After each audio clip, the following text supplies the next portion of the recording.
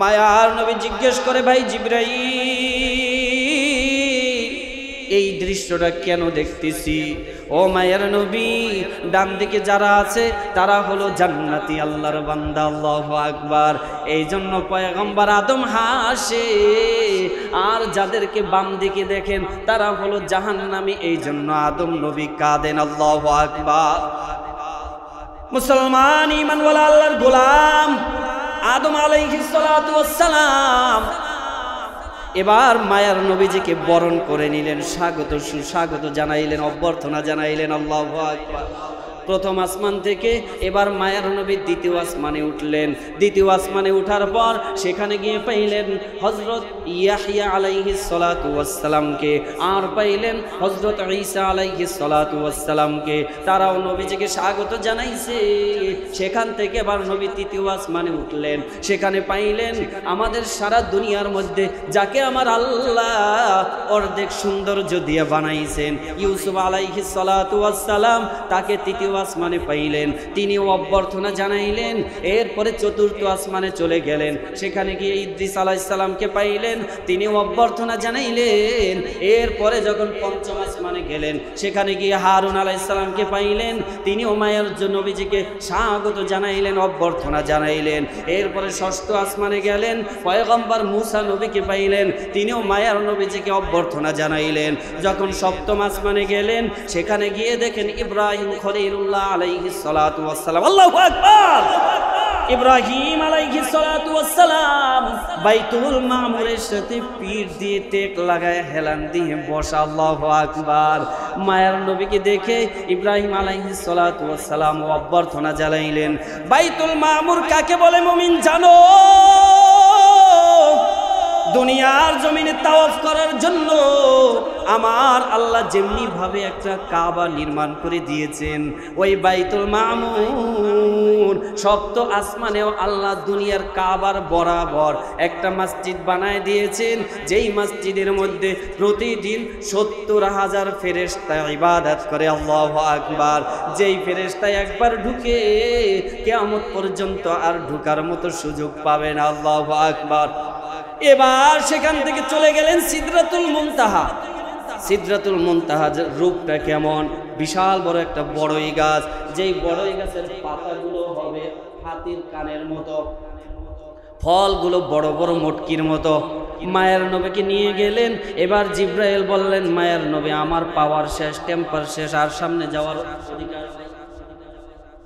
এক কদম যদি আমি সামনে যাই আমার নূরের পাখাগুলি সব পুরে ছারখার হয়ে যাবে। মায়ার নবীকে একান্তে পাঠাইলেন। আল্লাহ তাআলার কাছে দীর্ঘ সময় নবীজি সাক্ষাৎ করার পর, কথাবার্তা বলার পর সর্বশেষ যখন মায়ার নবীকে ডাক দিয়া বলে, ও মায়ার নবী, ও আমার বন্ধু, আমার বাড়িতে আপনি এসেছেন, আমার বাড়িতে আপনি মেহমান হয়েছেন গো আমার বন্ধু। আমি আপনাকে জান্নাত দেখাইলাম, জাহান্নাম দেখাইলাম, লৌহ কলম দেখাইলাম, আরশ কুরসি দেখাইলাম, আমি আল্লাহর সাথে দিদার দিলাম। ও বন্ধু বলেন আপনার মনের পরেও কোনো কষ্ট আসেনি? আল্লাহু আকবার। মায়ার নবী ডাক দিয়া বলে, মালিক, আমি তো তোমাকে দেখলাম, আমি আরশ দেখলাম, কুরসি দেখলাম, লৌহ কলম দেখলাম, আমি জান্নাত দেখলাম, জাহান্নাম দেখলাম গো আল্লাহ। আমার এতিম উম্মত তো কিছু দেখে নাই, আমার উম্মত তো তোমাকে দেখতে পারলো না গো আল্লাহ। ও দয়ার মালিক, এর যুবক,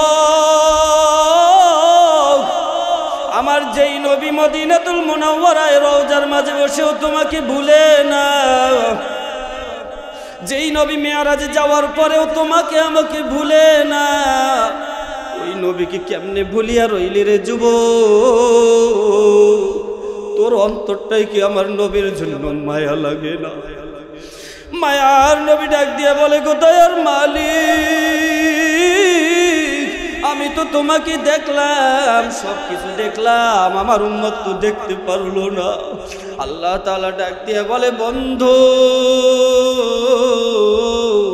আমি তোমার উম্মতের জন্য সুসংবাদ দিয়া দিলাম, তুমি দুনিয়া থেকে এসে সপ্ত আসমান ভেদ করিয়া আমি আল্লাহর আরশে দেখা করেছো গো বন্ধু। আমি আল্লাহ ঘোষণা দিয়ে দিলাম, তোমার যেই উম্মত, আমার যেই বান্দা, একমাত্র আমি আল্লাহকে রাজি খুশির জন্য মসজিদে গিয়ে নামাজে দাঁড়াইবে, আমি আল্লাহ নিজে গিয়ে আমার ওই বান্দার সাথে দিদার দেব। আল্লাহু আকবার। এই দুইজনের মাঝখানে নবীজি শোয়া ছিলেন। হঠাৎ করে তিনজন ফেরেশতার আগমন, জিবরাইল, মিকাইল, সাথে আরেকজন উপরের ছাদ ভেদ করে নবীজির দরবারে হাজির হয়ে গেছে। একে অপরকে জিজ্ঞেস করতেছে, এই মাঝখানের লোকটা তো দেখতে বড় চমৎকার, দেখতে বড় সুন্দর, বড় আকর্ষণীয়, ওই লোকটাকে? অপর ফেরেশতা উত্তরে বলতেছে, ইনি সারা পৃথিবীর মধ্যে শ্রেষ্ঠ মানব, মহামানব, সাইয়্যিদুল কাউনাইন, সাইয়্যিদুস সাকালাইন, সাইয়্যিদুল আম্বিয়া, খাতামুন নবিয়্যিন, শাফিউল মুজনবিন, রাহমাতুল লিল আলামিন, আকায়ে মাদানী, রাসূল আরবি, জনাবে মুহাম্মদুর রাসূলুল্লাহ সাল্লাল্লাহু আলাইহি ওয়াসাল্লাম। চিল্লায়ে বলেন সাল্লাল্লাহু আলাইহি ওয়াসাল্লাম। তো যখন অপরজন এই পরিচয় দিয়ে দিলেন, এবার তৃতীয়জন বলতেছে, এই মহামানবটাকেই তো আমরা খুঁজছি, রবের পক্ষ থেকে যে নির্দেশ এসেছে, চলো জলদি করে তাকে নিয়ে চলো। আল্লাহু আকবার। নবী করিম সাল্লাল্লাহু আলাইহি ওয়াসাল্লামকে ঘুমের থেকে উঠায় নিয়ে গেছেন, নিয়ে জমজম কূপের পাশে শোয়াই দিয়েছে, বুকটাকে দুইটা ভাগ করে ফেলেছে, বুকটাকে চিরে ফেলেছে। এরপরে যে কলবটা ছিল, কলবটাকে বের করে জমজমের পানি দিয়ে সুন্দর করে ধৌত করে আবার ভিতরে রেখে দিয়েছেন। সুবহানাল্লাহ। স্বর্ণের পেয়ালার মধ্যে হিকমত এবং ঈমান দ্বারা পরিপূর্ণ ছিল, এই হিকমত এবং ঈমানের পেয়ালা পরিপূর্ণ নবীর এই হৃদয়ের মধ্যে ঢেলে দিয়েছেন। সুবহানাল্লাহ। এজন্য পৃথিবীর মধ্যে সবচেয়ে বড় ঈমানওয়ালা, সবচেয়ে বড় হিকমতওয়ালা হলেন আমার নবী। তার চেয়ে হিকমত পৃথিবীতে আর কেউ নাই, তার চেয়ে ঈমানওয়ালা আল্লাহর পরে পৃথিবীর জমিনে আর কেউ নাই। ঠিক কিনা জোরে বলেন? কেমন হিকমতওয়ালা ছিলেন, কেমন প্রজ্ঞাময় ছিলেন নবী করিম সাল্লাল্লাহু আলাইহি ওয়াসাল্লাম। 1500 বছর আগে যা যা বলে গেছেন, আজকে 1500 বছর পরে সেই নাসার বিজ্ঞানীরা তা হুবহু পেয়ে যাচ্ছেন। ঠিক কিনা জোরে বলেন? এর জ্বলন্ত প্রমাণ হলো গত কয়েকদিন আগে ফেসবুকে খুব ভাইরাল, সমস্ত জাতীয় নিউজের মধ্যে এসেছে, নাসার বিজ্ঞানীরা মহাকাশে যাওয়ার পরে তারা তো সবাই সারা জীবন জেনেছে যে ওখানে কিছুই নাই, শূন্য মরুভূমি। ঠিক কিনা? তো শূন্য মরুভূমির মধ্যে তো কোনো আওয়াজ হওয়ার কথা না। ঠিক কিনা জোরে বলেন? তো নাসার বিজ্ঞানীরা যখন সেই মহাকাশে গিয়েছেন, তো সেখানে যাওয়ার পরে দেখে উপরে মিলিয়ন মিলিয়ন মানুষের আওয়াজ আসতেছে। চিল্লায় বলেন আল্লাহু আকবার। এই অল্প কয়েকদিনের আগের কথা। তো নাসার বিজ্ঞানীরা এসে বলেছে যে আমাদের কাছে মনে হয়েছে মিলিয়ন বিলিয়ন মানুষ ওই আসমানের উপরে, আরশের উপরে, আকাশের উপরে বিলিয়ন মিলিয়ন মানুষ, আমাদের কাছে মনে হচ্ছে তারা কোনো ধর্মীয় সঙ্গীত গাইতেছে। বলেন আল্লাহু আকবার। বরং তারা তো ধর্মীয় সঙ্গীত গায় না, তারা কি গায়? তারা যা গায় তা রব আমাদেরকে আগে জানিয়ে দিয়েছেন। ঠিক কিনা জোরে বলেন? কুল্লুন কদ আলিমা সালাতাহু ওয়া তাসবিহা। পৃথিবীর প্রত্যেকটা প্রাণী, পৃথিবীর প্রত্যেকটা মাখলুক আমার রবের তাসবিহাত আদায় করে। বলেন না আল্লাহু আকবার। তো ওই ফেরেশতারা তো ধর্মীয় সঙ্গীত গায় না, বরং মেরাজ থেকে মায়ার নবীজি আসার পরে বলেছেন ফেরেশতারা এত পরিমাণে আসমানের মধ্যে, এত পরিমাণে ফেরেশতা, একটা শুই রাখার জায়গাও নাই, একটা মানুষ দাঁড়ানোর মতো জায়গা কোথাও নাই, সব ফেরেশতা দিয়ে ভরপুর। তারা 24টা ঘন্টা আমার আল্লাহর তাসবিহাত আদায় করতে থাকে। চিল্লায়া বলেন আল্লাহু আকবার। মুহতারাম হাজিরিন, তো আল্লাহ পাক রব্বুল আলামিন হিকমত, প্রজ্ঞা এবং ঈমান সম্পূর্ণ করে নবীজির অন্তরের ভিতরে পরিপূর্ণভাবে দিয়ে এবার অপারেশন সাকসেসফুল করে ফেললেন। অপারেশন সাকসেসফুল হয়ে গেছে। এবার ফেরেশতারা বলতেছে চলেন। কোথায়? আল্লাহর সাথে দিদার। বলেন আল্লাহু আকবার। মায়ের নবীকে জিগে নিয়ে চলতেছে, চলতে চলতে চলতে চলতে এমন একটা জায়গায় গিয়ে পৌঁছলো যেখানে দেখে চতুর্দিকে শুধু খেজুরের বাগান আর বাগান, বাগান আর বাগান। জিবরাইল বলতেছে, মায়ার নবী বোরাক থেকে নামেন, 2 রাকাত নামাজ পড়েন, কারণ আপনি বোরাকের এক কদমে, আলহামদুলিল্লাহ, আপনি বোরাকের কদমে আপনি এখন মদিনায় ইয়াসরাব নামক স্থানে পৌঁছে গেছেন। সুবহানাল্লাহ। নবীজি নামাজ আদায় করলেন, আবার চলছে বোরাক তো চলছে। আবার কিছু দূর যাওয়ার পরে বললেন নবীজি এবার নামেন। তো যেই জায়গাটায় নেমেছে দেখে ওই জায়গাটা হলো মরুভূমি, কিন্তু মাটিগুলো ধপ ধপ ধপ ধপে সাদা। আল্লাহু আকবার। জিজ্ঞেস করলেন এটা কোন জায়গা? বললেন এটা অন্য কোনো জায়গা না, এটা হলো মাদায়েন নামক শহর। সুবহানাল্লাহ। এবার 2 রাকাত নামাজ পড়লেন, বললেন আবার চলেন। আবার চলতে শুরু করেছে। এবার চলতে চলতে আবার কিছু দূর যাওয়ার পরে বললেন নবীজি এবার নামেন, আবার 2 রাকাত নামাজ পড়েন। কোথায় আসলাম? এবার আপনি যেখানে এসেছেন এটা হলো বাইতুল লাহাম তথা ঈসা আলাইহিস সালাতু ওয়াস সালামের জন্মস্থান। বলেন আল্লাহু আকবার। এরপরে আল্লাহ চাইলেন নবীজির এই সফরের মধ্যে বরজখ, আলমে বরজখ তথা পরকালের কিছু নিদর্শন দেখাইবেন। তো নবীজি চলতেছেন, হঠাৎ করে দেখে একজন বৃদ্ধ সামনে দাঁড়ানো। তো নবীজি জিজ্ঞেস করলেন, জিব্রাইল, ভাই জিব্রাইল, এই বৃদ্ধটাকে? বললেন কিছু বলা যাবে না, শুধু সামনে চলেন, তার দিকে তাকানো যাবে না। আবার একটু সামনে যাওয়ার পরে দেখে আরেক বৃদ্ধ, সে ডাকতেছে, মুহাম্মদ আমার কাছে আসো, এদিকে আসো, এদিকে আসো। তো জিব্রাইল বলতেছে, সাবধান, তার কথায় সাড়া দেওয়া যাবে না, আপনি সামনে অগ্রসর হন। আবার একটু যাওয়ার পরে দেখে বিশাল বড় একটা দল, কাফেলা, তারা নবীজিকে সালাম প্রদান করছে। সুবহানাল্লাহ। এবার বলতেছে, নবী আপনি তাদের সালামের উত্তর নেন। নবীজি জিজ্ঞেস করতেছে, ঘটনার ভেদ বুঝলাম না। তো বলতেছে, নবী আপনি প্রথম যেই বৃদ্ধ দেখেছেন এটা হলো দুনিয়া এত পরিমাণে বৃদ্ধ হয়ে গেছে যে কোনো সময় কিয়ামত চলে আসবে, ঠিক কিনা জোরে বলেন। দ্বিতীয় যে বৃদ্ধকে দেখেছেন আহ্বান করেছে হলো ইবলিস, আপনি যদি তার ডাকে সাড়া দিতেন তাহলে আপনার উম্মতরা আখিরাতের বিনিময়ে দুনিয়াকে প্রাধান্য করে নিত। তৃতীয় নম্বরে আপনি যাদেরকে দেখেছেন তারা হলো ইব্রাহিম আলাইহিস সালাম, মুসা আলাইহিস সালাম, ঈসা আলাইহিস সালাম। সুবহানাল্লাহ। আবার চলতেছে। এবার চলতে চলতে আবু হুরায়রা রাদিয়াল্লাহু তাআলা আনহু থেকে হাদিস বর্ণিত, আমি হাদিস বলছি না, সময় কম। আবার চলতে চলতে আবার অনেক দূরে চলে গেছে। অনেক দূর যাওয়ার পরে এমন একটা সম্প্রদায়ের সাথে দেখে যেই সম্প্রদায় মাত্র বীজ রোপণ করতেছে, গাছ লাগাইতেছে, বিচি লাগাইতেছে। তো মাত্র বীজ বপন করতেছে, বপন করার সাথে সাথে বীজটা বড় গাছ হয়ে উঠতেছে। বলেন আল্লাহু আকবার। আবার গাছ ওঠার সাথে সাথে ফলে ভরপুর হয়ে যাচ্ছে। সাথে সাথে আল্লাহর ওই বান্দারা, ওই কাফেলারা, ওই কওম, ওই জাতি, তারা সব ফলগুলো পেরে নিচ্ছে, আবার ফলে ভরপুর হয়ে যাচ্ছে। মায়ার নবী জিজ্ঞেস করলেন, জিব্রাইল ভেদ বুঝলাম না, এটা কারা? এই কওম কারা? এই সমস্ত সম্প্রদায় কারা? তো নবীজি বললেন, তখন জিব্রাইল বললেন, ও মায়ার নবী, এরা হলো ওই সমস্ত লোক যারা আল্লাহর রাস্তায় জিহাদ করেছে। সুবহানাল্লাহ। কারণ তাদের সওয়াব এত বেশি পরিমাণে, তাদের সওয়াব 27 গুণ পরিমাণে বৃদ্ধি হয়ে যায়। সুবহানাল্লাহ। আফসোসের বিষয়, আজকে বাংলাদেশের মধ্যে কোরআন ও হাদিসের থেকে সেই জিহাদের আলোচনা করলে জঙ্গি বলে আখ্যা দেওয়া হয়, ঠিক কিনা জোরে বলেন। অথচ মুসলমান কখনো জঙ্গি নয়।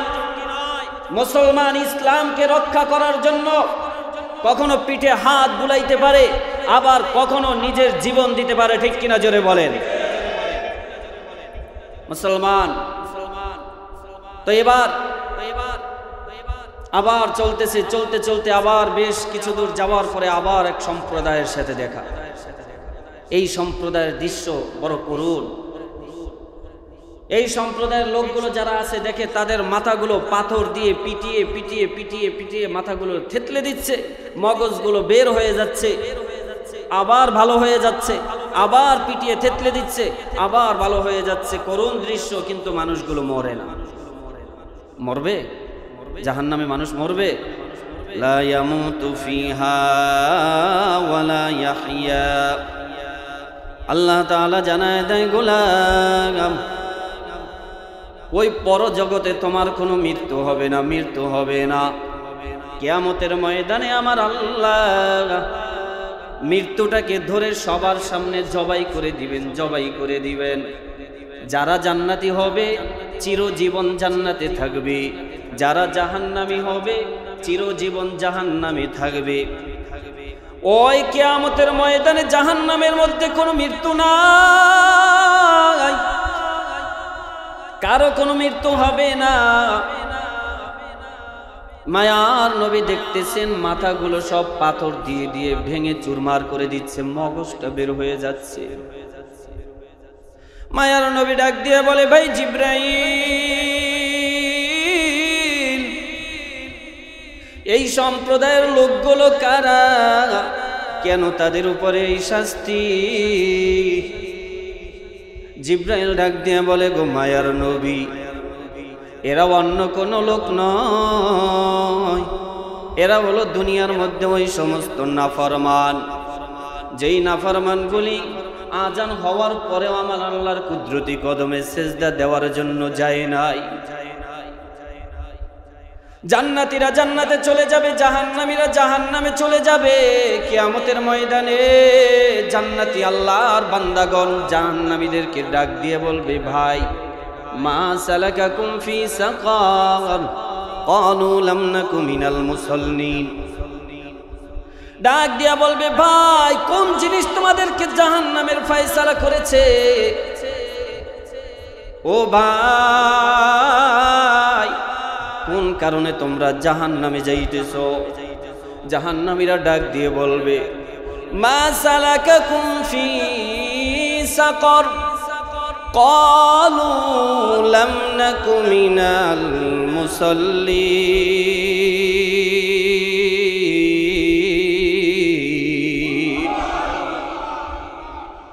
মকম চুস্তি নামাজে পঞ্জগান, ফাওয়াইলুল লিল মুসাল্লিনাল্লাযীনা মুমিনারা ই নামাজ ইমদাদ দাত ইস্তাঈনু আয়াতে কুরআ বখা আয়াতে قد أفلح রায়াদ কুন গরগুন্দর মানি আজদিল সাদিকুন। একটুখানি নেকির তরে রোজা হাসরের মাঠেতে বাবা ঘুরবে ছেলের পিছে, ছেলে বাবার আগেতে, ঠিক কিনা জোরে বলেন? ইয়াউমা ইয়াফিরুল মারউ মিন আখিহি ওয়া উম্মিহি ওয়া আবিহি। কিয়ামতের ময়দানে সন্তান মায়ের কাছে যাবে, মা সন্তানের কাছে যাবে, বাবা সন্তানের কাছে যাবে, সন্তান বাবার কাছে যাবে। কেউ কারো কোনো পরিচয় বহন করবে না, কেউ কারো কোনো পরিচয় দিবে না, বলবে চলে যাও, আমার সামনে থেকে বেগে যাও, আমি তোমাকে চিনি না, জলদি করে আমার সামনে থেকে দূরে চলে যাও। কেউ কারো কোনো পরিচয় বহন করবে না, কেউ কাউকে কোনো নেকি দিবে না। এরে মুসলমান ঈমানওয়ালা আল্লাহর গোলাম, এবার যখন মায়ের নবী জিজ্ঞেস করলেন, ভাই জিবরাইল, এত শাস্তি লোকগুলো কারা? জিবরাইল ডাক দিয়ে বলে, গো মায়ের নবী, এরা দুনিয়ার ওই সমস্ত নাফরমান, আল্লাহ যাদেরকে হাজারো লাখো নিয়ামত দান করেছেন, যাদেরকে দুনিয়ার জমিনে হাজারো নিয়ামত আমার আল্লাহ দান করেছেন, আমার আল্লাহর দেওয়া সব নিয়ামত ভোগ করিয়া আজান শোনার পরেও মসজিদে যায় নাই, আল্লাহর কুদরতি কদমে সিজদা দেয় নাই। জুমার আজান হয়ে গেছে রে আল্লাহর গোলাম, তাকায় দেখো এখনো কত নাফরমান দুনিয়ার কাজের মধ্যে ব্যস্ত, এখনো কত নাফরমান গুনার মধ্যে ব্যস্ত, এখনো কত নাফরমান দুনিয়ার কাজে ব্যস্ত, এখনো কত নাফরমান মসজিদে আসার জন্য চিন্তাও করে নাই, আছে না নাই? কিয়ামতের ময়দানে আমার আল্লাহ তাআলা ডাক দিয়ে বলবে, ও আমার ফেরেশতাদের দল, খুযুহু ফাগুল্লুহু সুম্মাল জাহিমা সাল্লু। আমি এই নাফরমানদেরকে দুনিয়ার জমিনে হাজারো নিয়ামত দান করেছিলাম, আমার দেওয়া পাও দিয়া জমিনে বলছে আমার দেওয়া চোখ দিয়ে জমিনের রঙিন পৃথিবী দেখেছে, আমার দেওয়া কান দিয়া শুনেছে, আমার দেওয়া অঙ্গ প্রত্যঙ্গ জমিনের মধ্যে ব্যবহার করেছে, আমার দেওয়া লাখো নিয়ামত ভোগ করেছে, কিন্তু তারপরেও আমি আল্লাহর কুদরতি কদমে সিজদা দেই নাই। খুদুহু ফাগুল্লু, ও আমার ফেরেশতারা রে, গলার মধ্যে জাহান্নামের বেড়ি লাগায়া দাও, গলার মধ্যে জাহান্নামের শিকল লাগায়া দাও, পায়ের মধ্যে আগুনের শিকল লাগায়া দাও, এরপরে তাদেরকে ধরে ধরে ধরে ধরে জাহান্নামের মধ্যে নিক্ষেপ করে দাও। মুসলমান ঈমান বলে আল্লাহর গোলাম জিব্রাইল মায়ার নবীজিকে ডাক দিয়ে বলে, মায়ার নবী, এ তো ওই সমস্ত লোক যারা নামাজ পড়ে নাই, ফজরের আজান শুনেছে, আজান শোনার পরেও ঘুমাইছে, নামাজ আদায় করে নাই। আল্লাহ বলে, গোলাম আমি ফজরে তোকে খুঁজলাম, মসজিদে পাই নাই, আমি আবার জোহরে মুয়াজ্জিন দিয়ে আহ্বান করাইলাম, আমি আল্লাহ আমার ঘরে তোর জন্য বড় অপেক্ষা করলাম, হে গোলাম আয় আয় আয়, আমি আল্লাহর কুদরতি কদমে সিজদা দে, আর জীবনে গুনাহ করে থাকলে আমি আল্লাহর কাছে মাফ চা, আমি আল্লাহ ওয়াদা দিলাম আমি আল্লাহ তোর জীবনের গুনাহ মাফ করে দিব। সুবহানাল্লাহ।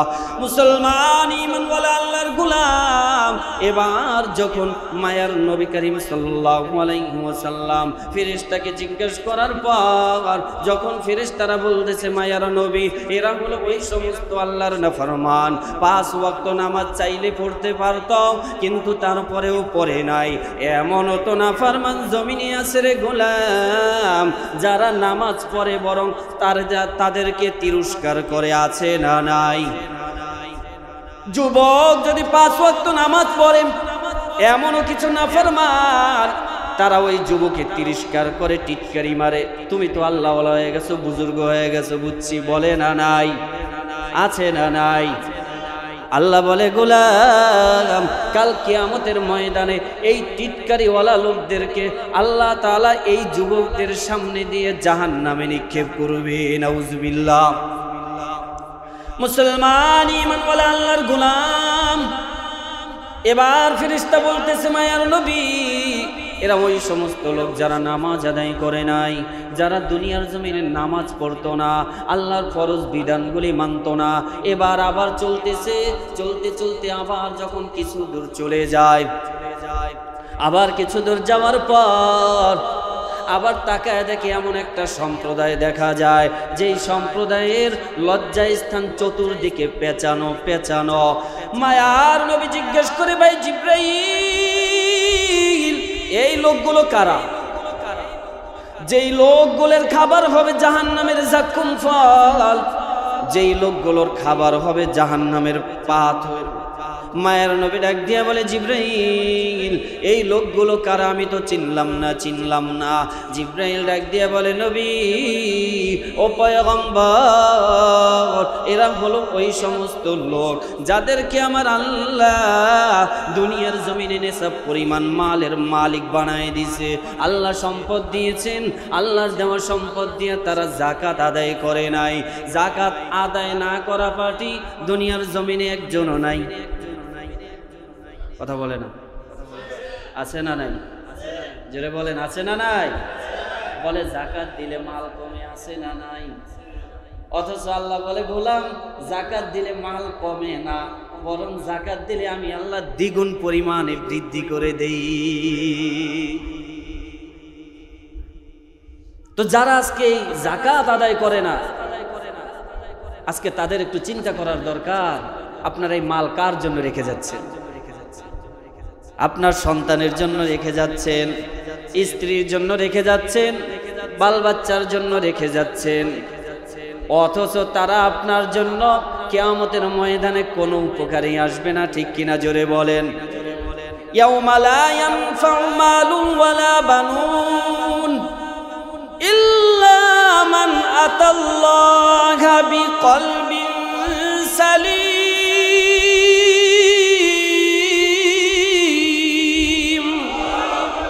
আল্লাহ পাক রব্বুল আলামিন ডাক দিয়া বলে, গোলাম আজকে তুমি যাদের জন্য মাল কামাই করলা, অর্থ কামাই করলা, সম্পদ কামাই করলা, আজকে তুমি যাদের কারণে যাকাত দাও না, মাল কমে যাবে বলে কিয়ামতের ময়দানে এই মাল তোমার কোনো কাজে আসবে না। কিয়ামতের ময়দানে এই সন্তান তোমার কোনো কাজে আসবে না। আজকে কার জন্য তুমি সম্পদ কামাই করো রে গোলাম? আমার আল্লাহ পাক রব্বুল আলামিন জানায়া দেয়, তোমাকে সম্পদ দিয়েছি আমি আল্লাহ, আর এই সম্পদ থেকে তুমি যাকাত প্রদান করবে একমাত্র আমি আল্লাহর জন্য। ঠিক কিনা জোরে বলেন। এবার মায়ার নবী আবার চলতেছে, ফেরেশতা জিবরাইল আবার চলতে চলতে বহুদূর চলে যায়। আবার কিছু দূর যাওয়ার পরে এমন একটা সম্প্রদায়ের সাথে দেখা হয়, তাকায় দেখে ওই সম্প্রদায়ের ঠোঁটগুলোকে জাহান্নামের কাঁচি দ্বারা কেটে দিচ্ছে। তাকায় দেখে ওই লোকগুলোর জিহ্বাটাকে টেনে বের করে জাহান্নামের কাঁচি, আগুনের কাঁচি দিয়ে কেটে দিচ্ছে। মায়ার নবী চোখে পানি রাখতে পারে না, ডাক দিয়ে বলে, ভাই জিবরাইল, ও ভাই জিবরাইল, এই লোকগুলো কারা কারা? জিবরাইল ডাক দিয়ে বলে, গো মায়ার নবী, এরা সাধারণ কোনো লোক নয়, এরা হলো দুনিয়ার মধ্যে এমন মানুষ যারা ওয়াজ নসিহত করত, যারা সৎ উপদেশ দিত, যারা মানুষদেরকে দিনের পথে ডাকত, অথচ নিজে আমল করত না। কাল কিয়ামতের ময়দানে আল্লাহ পাক রব্বুল আলামিন ফেরেশতাদের মাধ্যমে ওই বান্দাদের জিহ্বাকে কেটে দিবে।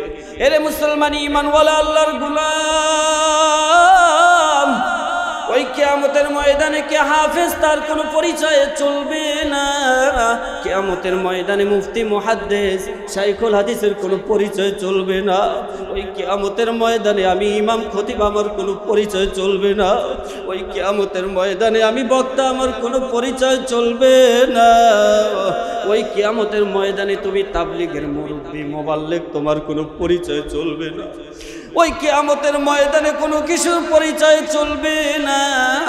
আজকে আমরা যারা দুনিয়ার জমিনে ভালো ভালো কথা বলি, আজকে যারা আমরা আল্লাহর পথে ডাকি আসো আসো, কিন্তু নিজের মাঝে আমল নাই।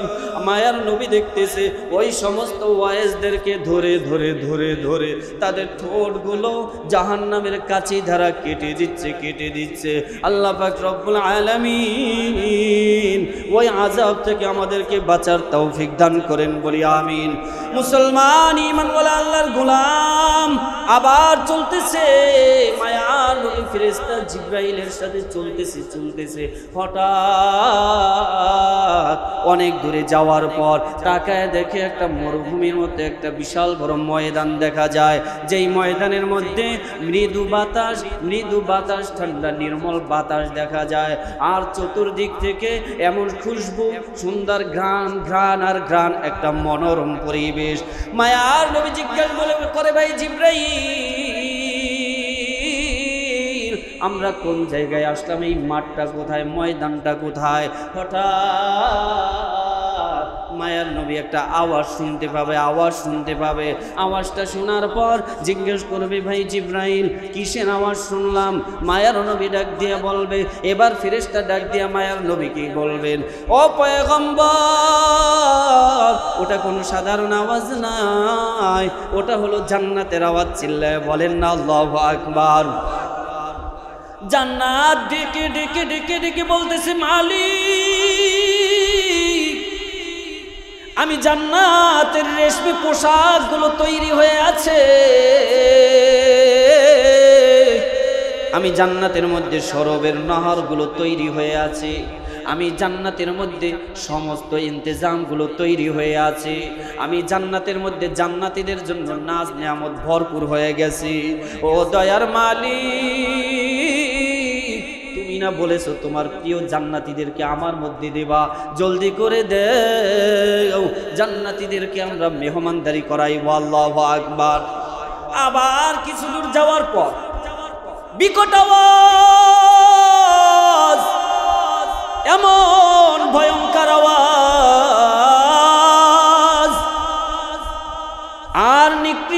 গন্ধ, এমন বিশ্রী গন্ধ, যেই গন্ধ কেউ সহ্য করতে পারে না। মায়ের নবী ডাক দিয়ে বলে, ভাই জিবরাইল, এই আওয়াজটা কোথা থেকে আসতেছি? ডাক দিয়ে বলে, গো মায়ের নবী, ওই যে ক্ষুধার্ত জাহান্নাম আল্লাহর দরবারে কান্দে আর ডাক দিয়া বলে, মালিক,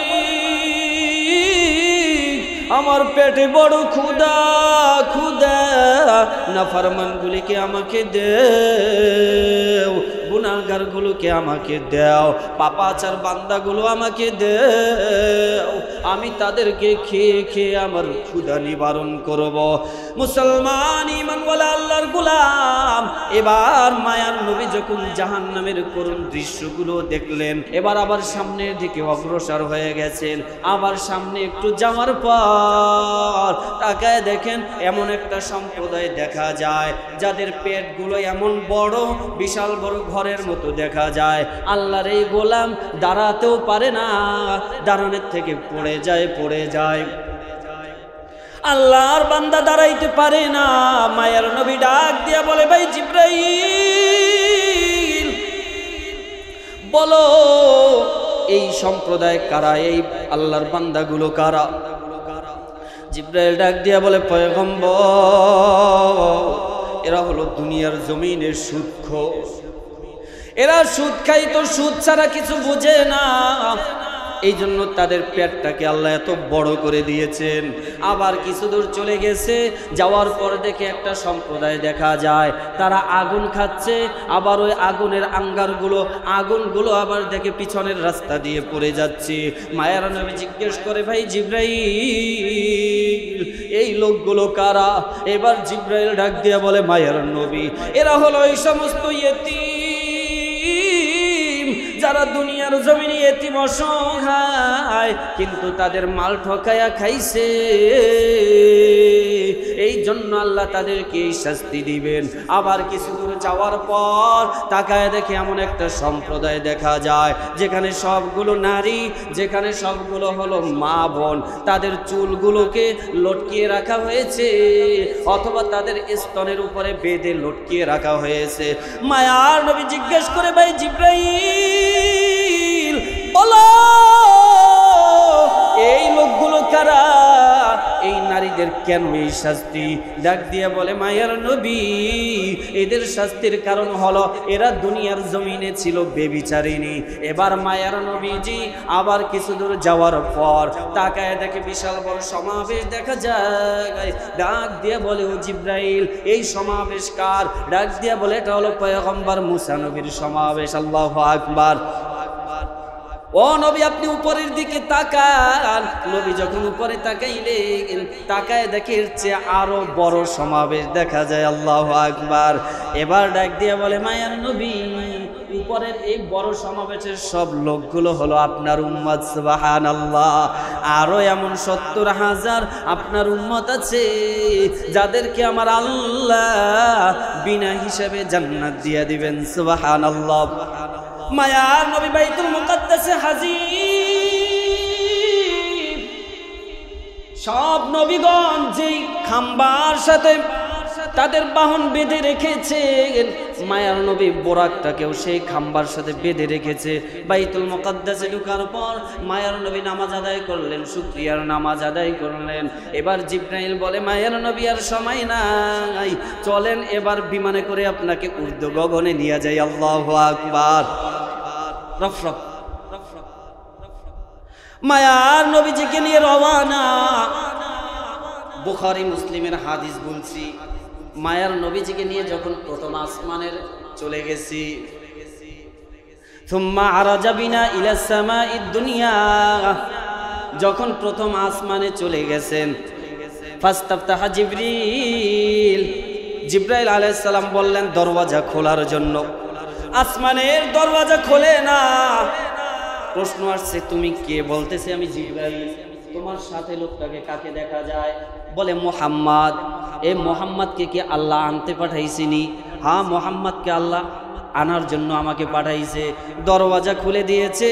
এবার প্রথম আসমানে মায়ের নবী ঢোকার পর তাকায় দেখে বিশাল বড় সমাবেশ দেখা যায়।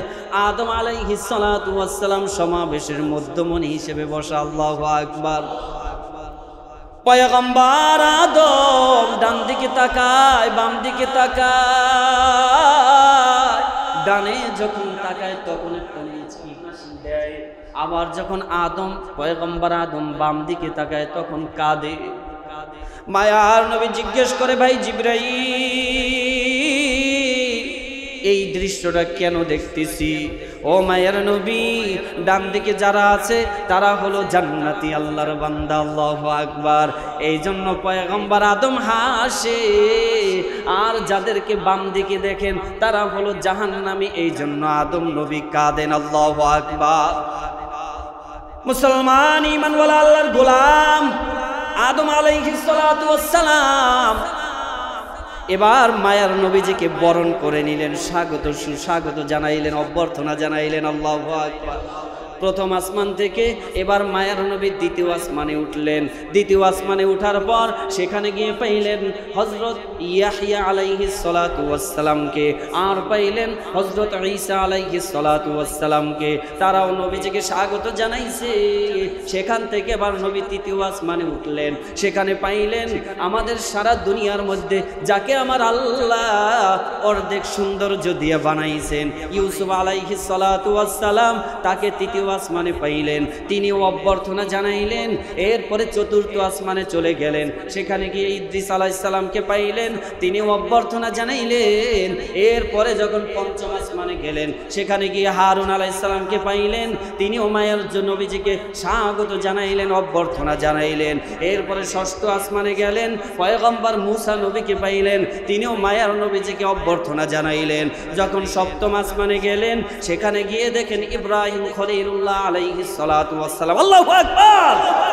ইব্রাহিম আলাইহিস সালাতু ওয়াস সালাম বাইতুল মামুরের সাথে পিঠ দিয়ে টেক লাগায় হেলান দিয়ে বসা। আল্লাহু আকবার। মায়ের নবীকে দেখে ইব্রাহিম আলাইহিস সালাতু ওয়াস সালাম অভ্যর্থনা জানাইলেন। বাইতুল মামুর কাকে বলে মুমিন জানো? দুনিয়ার জমিনে তাওয়াফ করার জন্য আমার আল্লাহ যেমনি ভাবে একটা কাবা নির্মাণ করে দিয়েছেন, ওই বাইতুল মামুর সপ্ত আসমানেও আল্লাহ দুনিয়ার কাবার বরাবর একটা মসজিদ বানায় দিয়েছেন, যেই মসজিদের মধ্যে প্রতিদিন 70,000 ফেরেশতা ইবাদত করে। আল্লাহু আকবার। যেই ফেরেশতা একবার ঢুকে কিয়ামত পর্যন্ত আর ঢোকার মতো সুযোগ পাবে না। আল্লাহু আকবার। এবার সেখান থেকে চলে গেলেন সিদরাতুল মুনতাহা। সিদরাতুল মুনতাহার রূপটা কেমন? বিশাল বড় একটা বড়ই গাছ, যেই বড়ই গাছের পাতাগুলো হবে হাতির কানের মতো, ফলগুলো বড় বড় মটকির মতো। মায়ের নবীকে নিয়ে গেলেন। এবার জিব্রাইল বললেন, মায়ের নবী আমার পাওয়ার শেষ, টেম্পার শেষ, আর সামনে যাওয়ার অধিকার নেই। এক কদম যদি আমি সামনে যাই আমার নূরের পাখাগুলি সব পুরে ছারখার হয়ে যাবে। মায়ের নবীকে একান্তে পাঠাইলেন।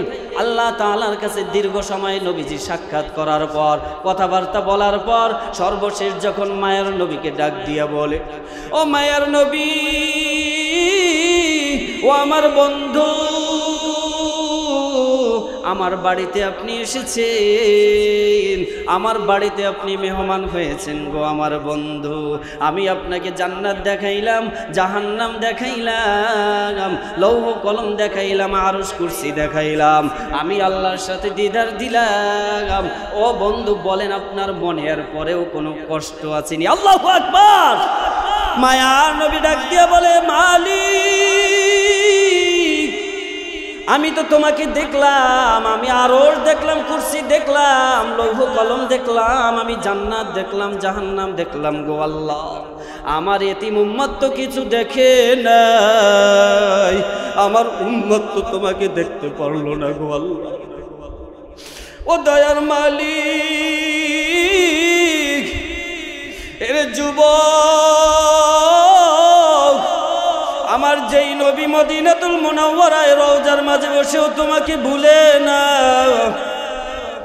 যেই নবী মেরাজে যাওয়ার পরেও তোমাকে আমাকে ভুলে না, ওই নবীকে কেমনে ভুলিয়া রইলি রে যুবক?